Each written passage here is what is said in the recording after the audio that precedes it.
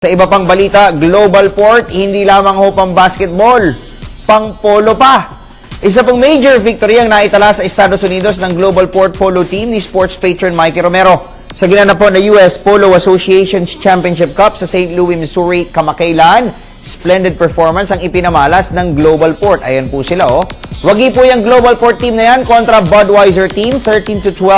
Ang Budweiser ay pinamunuan po ng may-ari ng kumpanya na si Billy Bush, na siya rin pong may-ari ng St. Louis Cardinals sa Major League Baseball. Sa panayam mo ng PTV Sports kay Ginoong Romero, sumandik po sila sa kabayanihan ng kanilang Mexican-American team captain na si Pelon Escapite upang makakuha po ang kampyonato ng torneo. Bago po sumabak sa Missouri competitions, nauna nang ipinadama ng Global Port Polo Team ang kanilang husay. Matapos na masungkit nila ang 2012 USPA Silver Cup na sinunda naman ng pagtuhog sa mas prestiyosong USPA Inter-Circuit Cup. Tulad po ng isang USPGA golf tournament, nangangailangan ang high goal event ng 3 professional players at isang polo patron katulad ni Romero. Ang USPA Inter-Circuit Cup ang pinakamalaking polo tournament sa Central America. Bukod po sa Global Polo, may Global Port Basketball Team din po si Ginoong Mikey Romero sa PBA na magde-debut kontra Barangay Ginebra San Miguel sa opening ng liga sa September 30.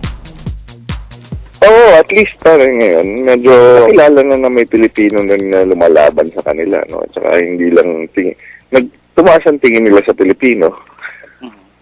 Dahil dito sa panalon to, dahil medyo na to high level na laban na to.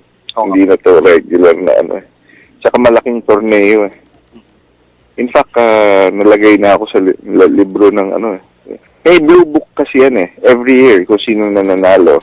Especially mga high level na games na torneo, ito nalagay tayo doon this year. Laro lang ng laro, tuloy-tuloy lang ang pagpapakilala rin sa Pilipino. Diba? Malaking bagay.